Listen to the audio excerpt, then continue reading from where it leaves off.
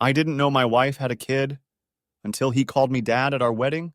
Dad? Dad? The boy's voice cut through the quiet hush of my own wedding ceremony like a blaring alarm. My heart lurched so hard in my chest that I felt a twinge of actual pain. I stood there at the altar in my freshly pressed suit, hands still trembling from the surge of nerves I'd been trying to hide. My fiancée, Emily, had just arrived at my side, looking breathtaking in white. The officiant had literally begun the first words of the ceremony when this kid, maybe 6 or 7 years old, with bright blue eyes and a slightly oversized dress shirt, slipped under the arch of flowers and latched onto my leg, calling me dad.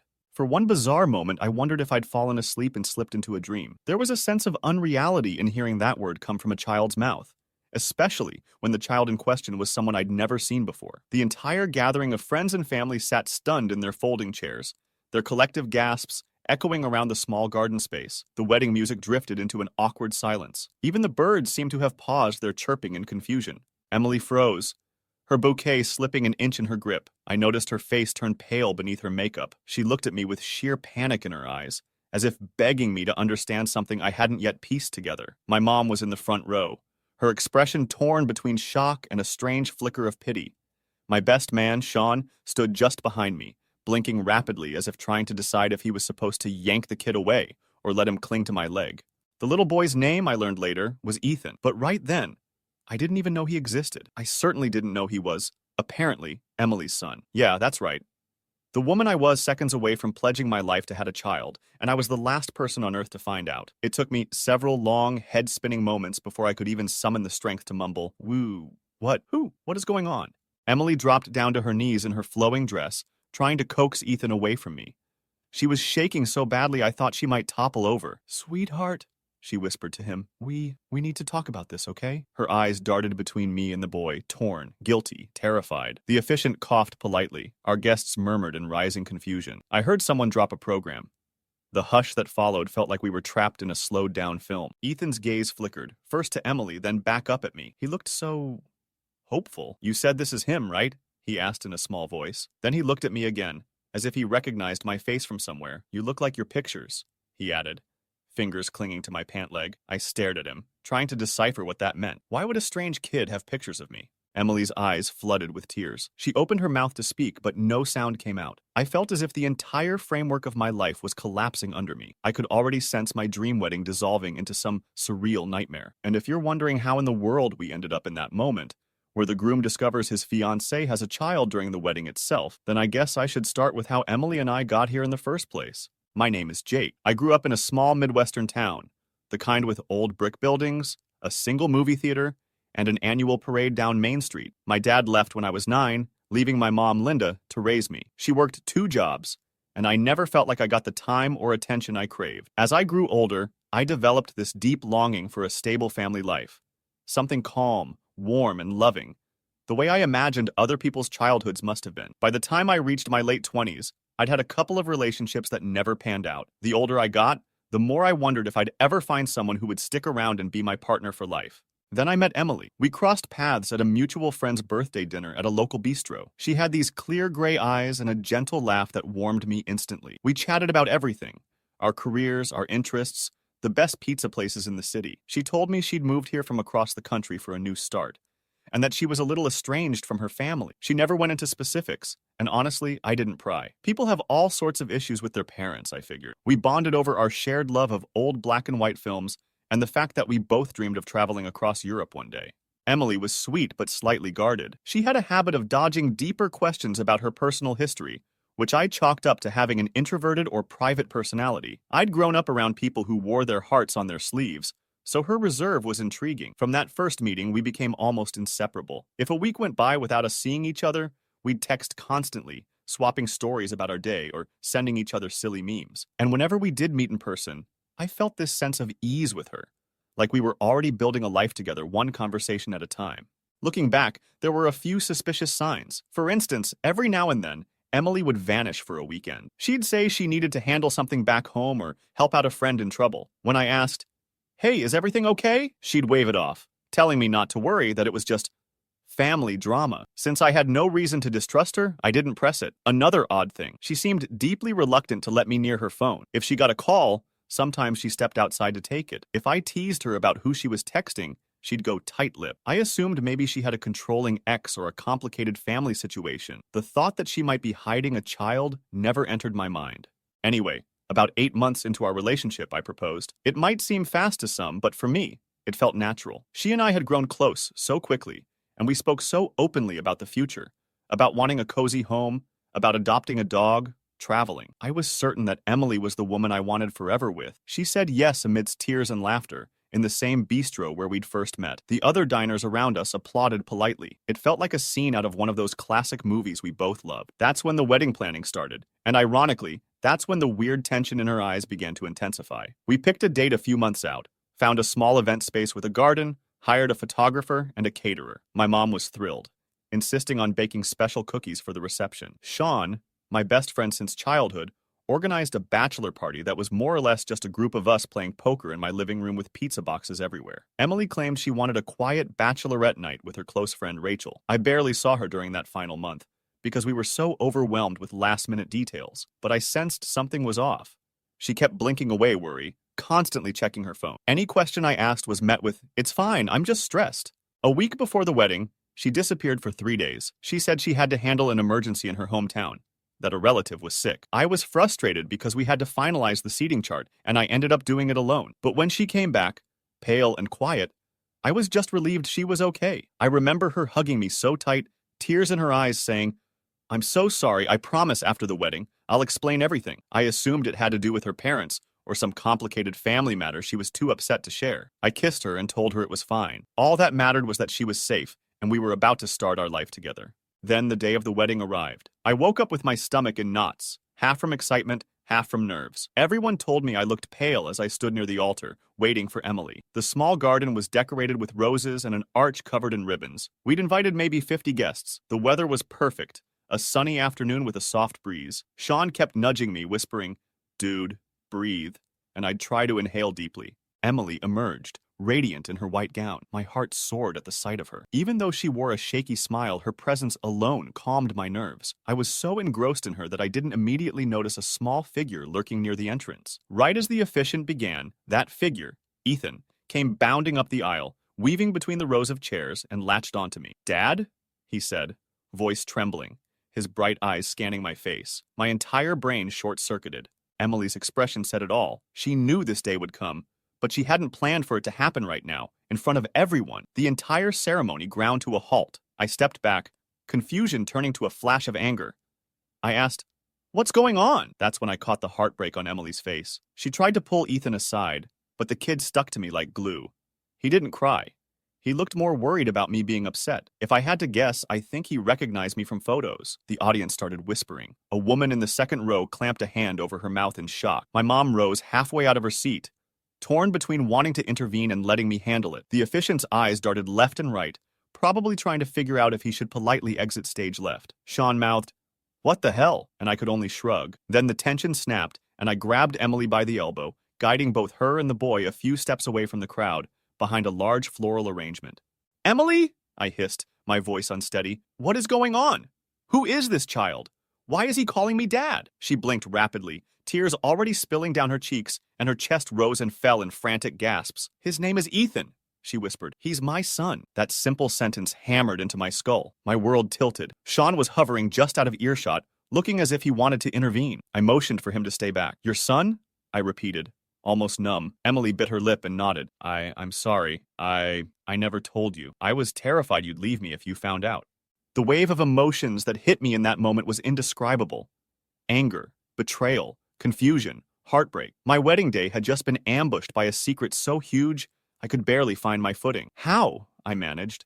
"Why, in God's name, would you hide a child from me?" She began sobbing, looking at Ethan as though she wanted to protect him from my outrage. "I'll explain," she said, voice shaking. "But not here, please!" She glanced around at the dozens of prying eyes.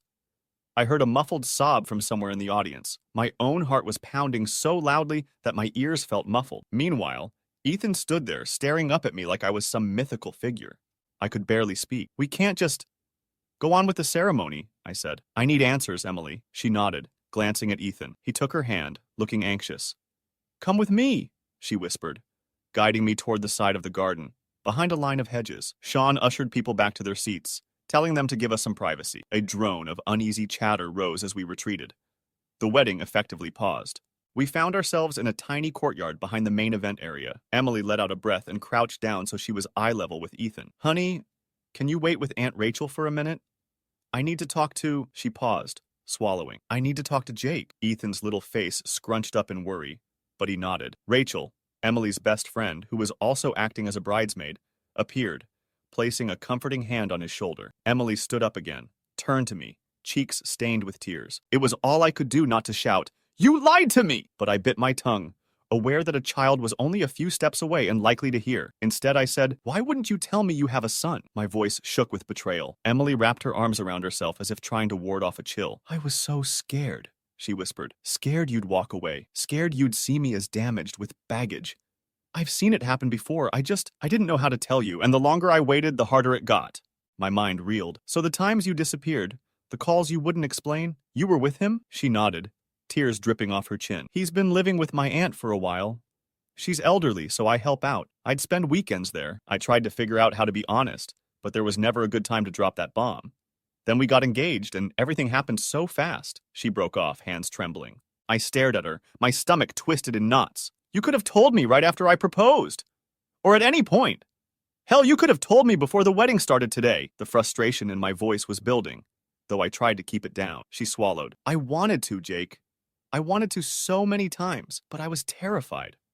I love you so much, and my life has always been complicated. Every guy I dated ran away at the word kid. And you were so perfect. She trailed off, choking on a sob. I looked away, furious tears stinging my own eyes. The betrayal was crushing. Knowing that the woman I loved hadn't trusted me enough to share something as monumental as a child. But then I thought of Ethan's face. That longing in his eyes. How many times had he heard about me? Had Emily shown him my picture? Told him I was going to be his dad one day? My heart throbbed with conflicting emotions. Meanwhile, the sun still shone overhead, and beyond the hedges, the murmur of confused wedding guests drifted. My mother, my friends, people I'd invited, they were all wondering if I was about to lose my mind. I turned back to Emily, trying to gather my thoughts. We can't just keep everyone waiting, I said in a strangled voice. This changes everything. I can't marry you today. Not like this, she flinched. I understand. I never wanted to do this to you. Please believe that. Her tears came harder now, shoulders shaking. Ethan's father left me as soon as I found out I was pregnant. I was young. I didn't know how to handle it. My aunt stepped in, said she'd help raise him if I needed to move for work. And eventually, I got so used to having this double life. I'm sorry. I felt my anger swelling up. So I'm supposed to just accept that you lied about your entire life? I demanded, voice almost cracking. She shut her eyes, new tears spilling. If you want to walk away, I won't blame you. I deserve it. She held up her left hand, where the engagement ring caught the sunlight, and she hesitated as if she was about to take it off. My heart twisted painfully at the sight. Before she could remove the ring, I muttered, "Wait," I exhaled, struggling to hold my composure. "Give me a second. This is a lot." Memories of my own father flitted through my mind. Him walking out when I was 9, leaving me with that hollow ache that never quite faded. The last thing I ever wanted was to be a father who abandoned a child. But how was I supposed to handle this? Being thrown into fatherhood at the altar. Could I even trust Emily again after such a lie? From behind the hedges, I heard Ethan's small voice asking Rachel if Jake was mad at him. That broke me. I felt tears prick my eyes. Whatever Emily had done, it wasn't Ethan's fault. He was just a kid caught in a web of secrets. If I'd been in his shoes at that age, desperate for a father, I'd be terrified right now. I drew a trembling breath, then motioned for Rachel to bring Ethan over. The boy approached tentatively, his eyes flicking from Emily to me. I'm sorry if I messed up your wedding, he said in a quivering voice. His words were heartbreakingly mature for such a little kid. Mom said you might be my dad, that we'd all live together. I felt my chest tighten so hard I almost couldn't speak. Emily closed her eyes, silent tears trailing down her face. I knelt down to be level with Ethan. Hey, I'm not mad at you, I managed, though my heart felt crushed. I'm just surprised. I didn't know about you until now. He nodded, eyes brimming with uncertainty. Mom showed me pictures of you. She said you were really nice, that you'd like me. God. The look on his face, so trusting, even though I was basically a stranger. I heard Emily let out a ragged sob behind me. That was the moment I realized that no matter how betrayed I felt, this little boy deserved more than my anger. He deserved an actual dad, or at least a chance at one. Anger or not, I wasn't about to replicate my own father's choice and abandon a child. I patted Ethan's shoulder gently. We'll figure this out, I said, not sure what else to promise. Okay? He nodded, eyes flickering with cautious relief. Emily stepped forward, her breath catching. Jake, I don't know what to say. If you want to call everything off, I raised a hand. I'm not making any decisions right this moment, Emily. But we can't just carry on with the vows like nothing happened. My voice wavered, and I looked at her with raw hurt. I need time. We need time to talk this through, without an audience. She nodded wordlessly, tears still slipping down. I stood up, squared my shoulders, and glanced around. Rachel, I said softly, could you stay with Ethan a minute? Rachel nodded. She looked as if she'd known about Ethan, but had been sworn to secrecy. She ushered Ethan away to stand near a quiet corner of the courtyard. Then I walked back toward the wedding guests, and Emily trailed me. The crowd hushed again as we emerged. I must have looked wild-eyed and tense. Everyone, I began, my voice struggling not to shake. I'm so sorry, but we're going to have to postpone the ceremony. A ripple of gasps and confusion spread through our friends. My mom's face crumpled in distress, but no one objected. It was clear from the tension that something massive had happened. The officiant politely nodded, stepping down from his spot. Sean approached me, placing a hand on my shoulder. Jake, man, you okay? I couldn't even begin to answer that question. I just shook my head. Emily stood beside me, silent tears streaming. The perfect picture of a bride in heartbreak. We thanked everyone for coming, told them we had an unforeseen emergency, and asked them to give us some privacy. Slowly, uncertainly, people began to file out, murmuring their sympathies or looking stunned. The romantic atmosphere was dead. I felt a hollow ache in my chest as the decorations and music felt mocking now. That day ended with me sitting on a bench near the garden's entrance, head in my hands, while Emily sobbed quietly a few feet away. Ethan clung to Rachel, confused and upset. Sean hovered protectively, occasionally patting my shoulder in a show of solidarity. My mother tearfully tried to console me, but I was too dazed to respond. The wedding was ruined, or at least, that version of it was. The hardest part was grappling with the knowledge that everything I thought I knew about Emily and our future had a huge missing piece. Eventually, people trickled away until it was just a small group. Me, Emily, Ethan, Rachel, Sean, and my mom. I stood up, clearing my throat. I need to go home, I said. Emily, can we talk later? She looked shattered, her mascara smudged. Yes, she whispered. I'll call you, or you call me. Anything. Sean offered me a ride, and I nodded numbly. My mom gave me a hug, her own eyes wet. I'm so sorry, she kept saying. I had no idea. That night, I paced my apartment floor, replaying the day's events until my mind spun. Anger warred with heartbreak. I wanted to punch a wall every time I remembered the look on Ethan's face when he called me Dad. How could Emily do this? How could I not have guessed? At around 10 o'clock, my phone lit up with a message from Emily, but I couldn't bring myself to read it. I let it sit there. The next day, the same. My mother dropped by with groceries, fussing over me, trying to see if I was all right. I couldn't find words to describe how betrayed I felt. Finally, 2 days later, I texted Emily back, telling her we needed a real conversation. She agreed, saying she'd come over whenever I was ready. I told her to meet me at my place, that I didn't want to set foot in the half-finished wedding mess that was still at the venue. When she arrived, she looked exhausted, dark circles under her eyes. She wore simple jeans and a sweater, no makeup. She sank onto my couch, clasping her hands in her lap. I sat across from her, arms folded. We just stared at each other for a moment. Then she began to speak, haltingly at first. She told me about her past relationship with Ethan's father, a guy named Dylan who cut ties as soon as she told him she was pregnant.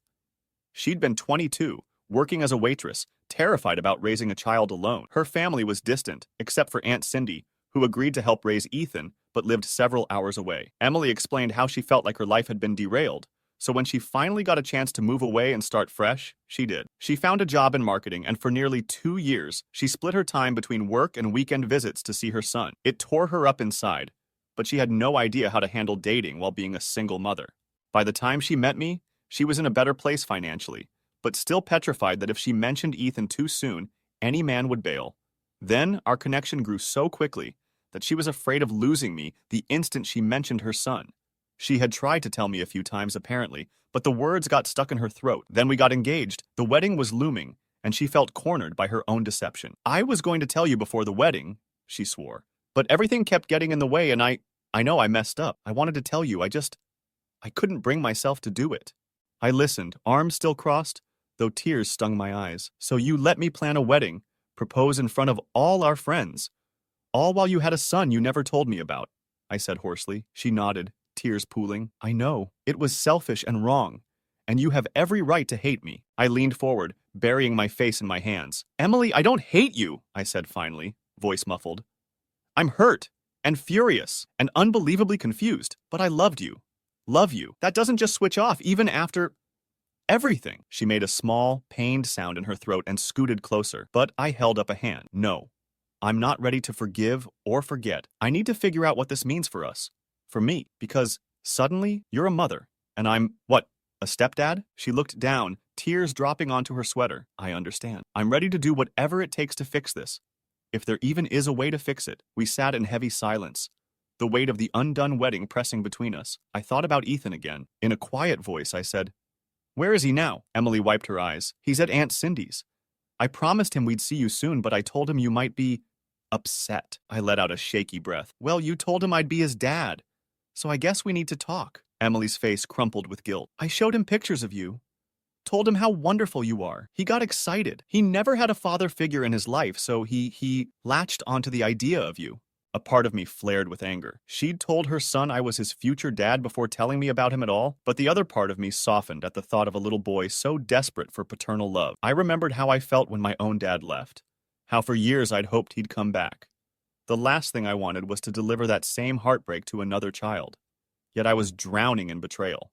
It took weeks, long, painful weeks, of awkward conversations, tears, and arguments before we made any real progress. I refused to set a new wedding date. I told Emily I wanted to put everything on hold until we could rebuild trust. She agreed, though it obviously hurt her. Meanwhile, she asked if I would at least see Ethan again, to explain to him that I wasn't mad at him. I reluctantly agreed, feeling it was the right thing to do. The first time I saw him post-wedding, he was sitting on Aunt Cindy's couch, fiddling with a plastic dinosaur. When I walked in, he froze, eyes darting uncertainly to Emily. He managed a tiny smile. "Hi," he said softly. "Mom says you're not mad." I shook my head, forcing a smile. "I'm not mad at you, Ethan. None of this is your fault, okay?" He nodded, still shy. Emily hovered nearby, arms folded protectively. I noticed how small and vulnerable Ethan looked, and a pang of empathy shot through me. We spent an hour together. I asked him about school, about his favorite games, about what he liked to do on weekends. He relaxed a bit, occasionally glancing at Emily for reassurance. At one point, he asked if we would still all live together. My heart twisted as I answered. "We're trying to figure things out, buddy," he said. "Okay," with a resilience that belied his age. After we left, I felt emotionally spent, but I also felt the flicker of something else. An odd sense of responsibility. Ethan was a sweet kid. Was I willing to walk away from both him and Emily? Emily and I started counseling a few weeks after that. It felt extreme, but we both recognized we needed help sorting through the breach of trust. The counselor listened to Emily's reasons, my anger, our hopes, our fears. Through those sessions, I gradually began to see just how terrified she'd been, how she'd built a prison of her own secrets out of panic. I didn't excuse her decision to hide her child, but I started to understand the depth of her fear. She was convinced that no one could love her if she came with a child. It was like she saw me as her only shot at happiness. And ironically, that desperation led her to do the one thing that might sabotage it. Over time, Emily's honesty convinced me that she wouldn't hide anything else. She gave me full access to her life with Ethan, took me along for visits at Aunt Cindy's, introduced me properly as Jake, her fiancé who was trying to be in the boy's life. It wasn't a smooth road. Sometimes I resented her for forcing me into a fatherly role without giving me a choice. Sometimes she'd break down crying, apologizing, saying she understood if I decided to walk away. But each time, we found ways to talk it out. And Ethan, well, he slowly warmed up to me. One day, I found him waiting by the door when I arrived, proudly showing me a school project. Another time, he insisted I play catch with him in Aunt Cindy's yard. I could see Emily watching from the window, tears in her eyes, probably both scared and hopeful. The more I got to know Ethan, the more that paternal side of me began to surface. I'd never pictured myself as a dad, let alone stepdad, but the kid deserved someone who wouldn't bail. Months passed. The raw anger settled into a quieter ache, replaced by a cautious determination to move forward. We kept the topic of a wedding on ice. My mother, who'd been devastated at first, got over her shock and started asking me if I was going to let Emily make an honest man of me. She liked Emily despite everything, and adored Ethan once she met him in a calmer setting. "He's a sweetheart," she told me. "Reminds me of you when you were little." Eventually, about 10 months after that ruined ceremony, we decided we wanted a fresh start. We'd come a long way in healing. I was in therapy for my own father issues, and Emily had proven time and again that she was done with secrets. So we agreed to plan a smaller wedding, just immediate family and a few close friends. No fancy garden venue this time. We chose a small chapel near Aunt Cindy's house, partly so Ethan could feel comfortable. On that day, I stood at the front again, dressed more simply, feeling far steadier. The guests numbered maybe 20 in total, including Aunt Cindy in a wheelchair, My mom, Sean, Rachel, and a few others. Emily walked in, wearing a simple white dress. She seemed almost shy as she stood beside me, tears glistening. This time, the officiant began without interruption, though my heart thumped at the memory of what had gone wrong last time. Then, near the end, we invited Ethan to stand with us. He'd been waiting in the front pew. He scrambled up eagerly, looking sharp in a little blazer. Emily and I exchanged our vows. I admitted that we'd been through a storm that almost tore us apart, but that I loved her enough to build a future together. She spoke about redemption, about facing fears and learning the power of honesty. Then we turned to Ethan. I bent down, meeting his wide eyes, and said in a choked voice, "Ethan, I know I'm not your dad by blood, but I promise I'll be here for you in every way I can if you'll have me." The officiant smiled, and so did Ethan, who said, "Okay, I like that." People laughed softly, a few tearing up. My own mother dabbed at her eyes. Sean grinned from the sidelines. The officiant declared us husband and wife, but it felt like a declaration that we were a family too. We didn't have a big kiss or a triumphant recessional. We just hugged, the three of us, tears and laughter mixing. Afterward, we had a low-key reception in the chapel's small banquet room.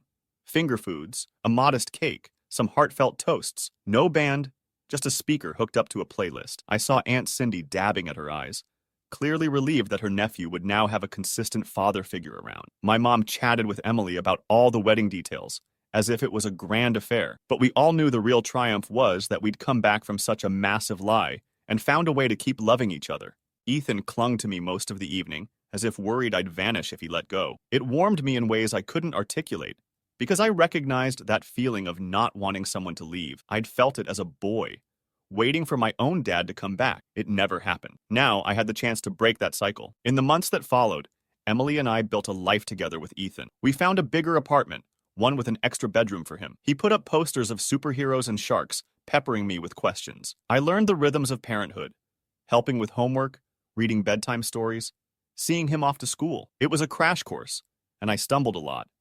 But every time I doubted myself, I remembered that being present and trying was already light years better than what my own father had done for me. Did I fully forgive Emily? Truth is, it was a process. Sometimes old feelings of betrayal flared up, especially if she seemed closed off or stressed. But each time she'd reassure me, inviting me into her thoughts, explaining her worries. Trust, we discovered, isn't a one-and-done thing. It's a constant choice to believe in each other, and she made that choice every day, as did I.